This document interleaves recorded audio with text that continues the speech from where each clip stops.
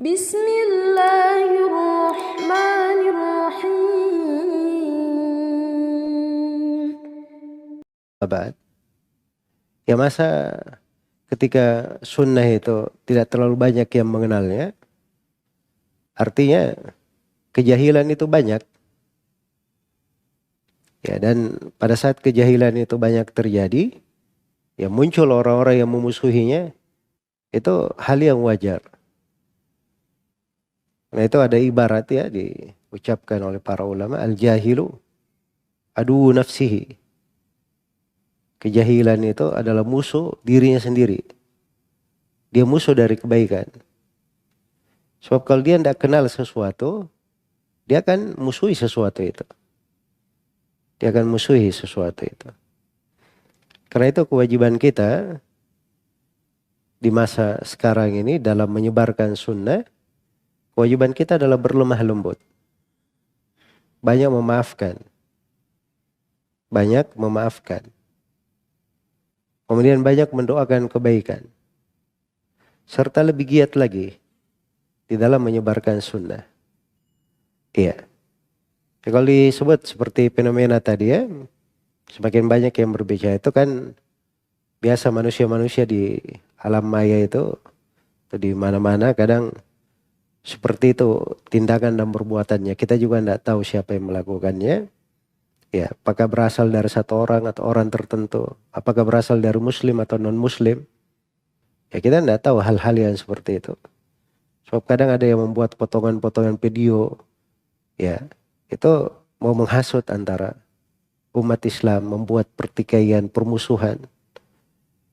Tak ada sebagian orang punya niat baik, tapi tidak disertai dengan perbuatan yang baik.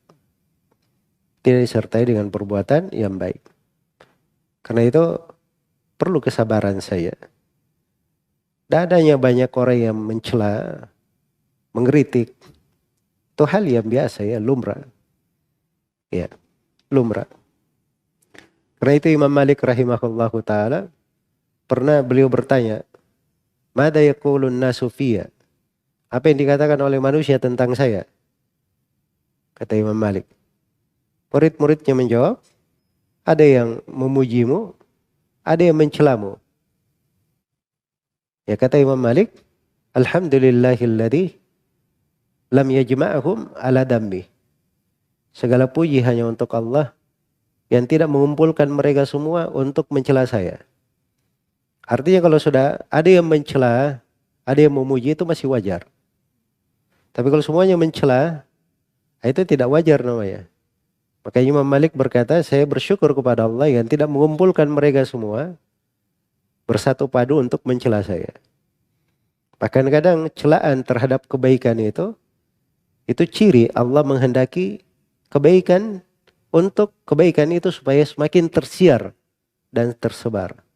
Sebagaimana kata seorang penyair, wa idza aradallahu nashra fadilatin tuyat atahalaha lisana hasudi. Apabila Allah menghendaki suatu keutamaan yang berlipat-lipat itu tersiar, tersebar di tengah manusia, maka Allah akan jadikan ada lisan-lisan hasad yang membicarakannya. Iya.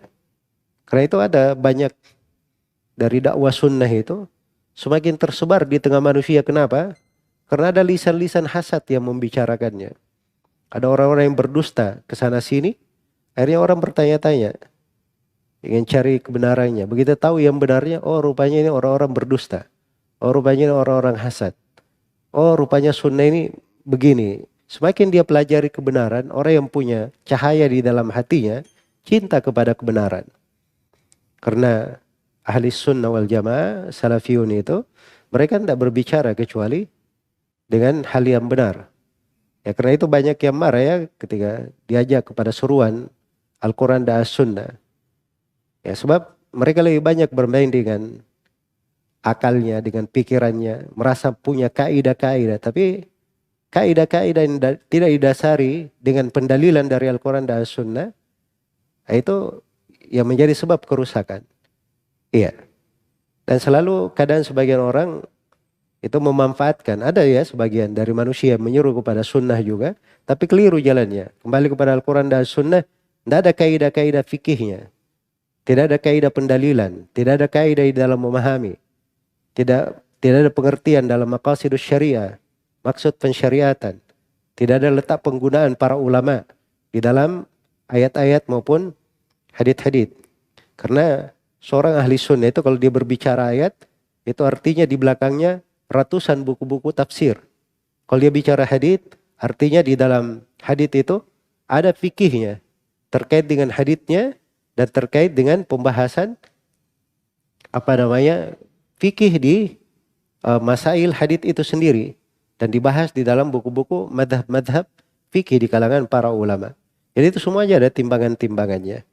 Karena itu masa yang seperti ini, itu masa harusnya seorang lebih giat lagi untuk belajar, menuntut ilmu, lebih giat di dalam menyebarkan kebaikan. Jangan terlalu menyibukkan diri dengan benturan-benturan, ya, menyikapi ada orang yang berucap begini, berkata begitu. Ya, itu kebanyakannya orang-orang jahil. Kita maklumi, kita doakan. Semoga Allah memberi taufik kepada semuanya. Wallahu ta'ala alam. Alhamdulillahi Rabbil Alamin.